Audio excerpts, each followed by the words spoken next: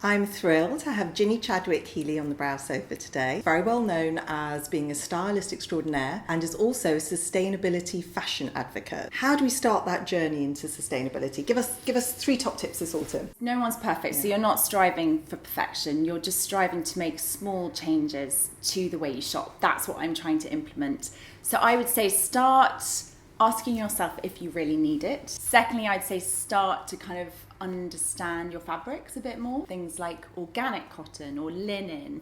Avoid things like polyester, nylon, all those things. When it comes to Christmas, if you can step away from the sequins and the lurex and everything, it's just understanding the ingredients of our clothes. And finally, if you are always putting things on your credit card and you sort of think this is becoming more of a dangerous habit, I would say start to imagine that you're always buying things with cash, because I think we're buying at a rate that we've never shopped before. Well, you look actually, I would say, very understated, very elegant, but there's that British quirkiness, which I love. How would you describe your style? Quite boyish, adaptable, hopefully timeless in terms of palettes. That's quite an interesting colour palette, because I think people struggle with that. Like, I love this colour, and then we didn't know what we were going to be wearing today, but we very have well coordinated. Totally nailed it with the palette.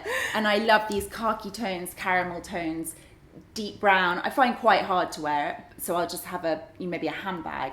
But even my shoes have kind of quite pared back. And I think the season brings that level of excitement, change of colour. But you know those people who say, oh, you're an autumn, or, that's their business. I'm not going to undermine that. But I think anyone can wear any colour. I mean, I thought I couldn't wear orange, but I found this amazing necklace. And that's fabulous. Just going to be my pop of orange. Yeah. It doesn't mean the whole outfit has to be tonal. Yeah, with a twist. Splash of colour. Exactly. Fantastic. Tell me, do you indulge in beauty routines? You've got children, you've got 3 young kids, and I just wonder do you spend time and enjoy that, or are you just up in the morning, 5 minutes, makeup on, and you're off? The honest answer, in my next life, I would love to be a beauty writer. I'm absolutely okay. So it does play an important part with fashion.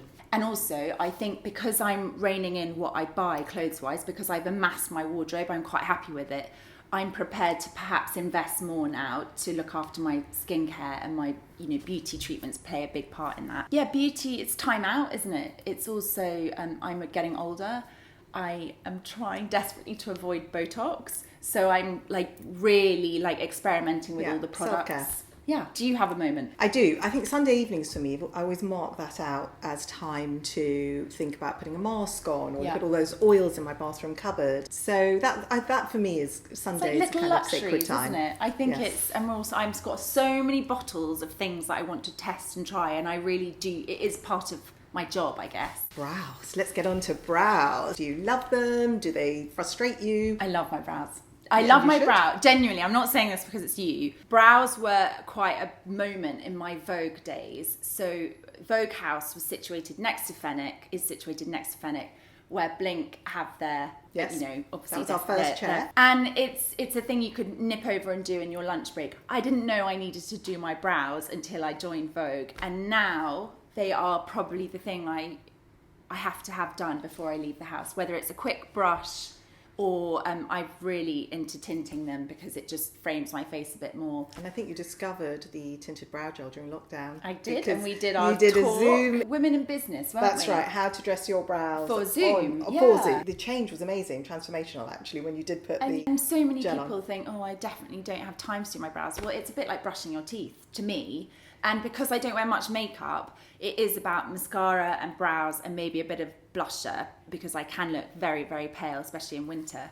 And so, for instance, the question would be, what do you put in your beauty routine if you're travelling hand luggage? Well, the brow mascara came with me when I travelled hand luggage this summer. So it's integral. And it has been down to kind of discovering a brand like yours in my Vogue days. And what do you think has been the sort of highlight of your career? Because, you were at Vogue for a long time, and now you're kind of doing your thing. We're going places. This is not just a hobby. This is not just something, whilst my children are at playgroup or something, because stepping away from Vogue was quite a big identity crisis. I sort of described it as a breakup and both a kind of rebirth, because you always wonder if people are going to want to pick up the phone to just Ginny, rather than Ginny from Vogue. Amazing advice was value yourself and others will value you. And that, when you're negotiating, is quite quite important as well. For me, I'm on the right kind of hamster wheel, as it were, because I think if I had to stop, I wouldn't enjoy it so much if I wasn't always learning and kind of understanding where we're going next with this. Well, it's never easy, always challenging. And as a woman with 3 young children, you know, with your own business,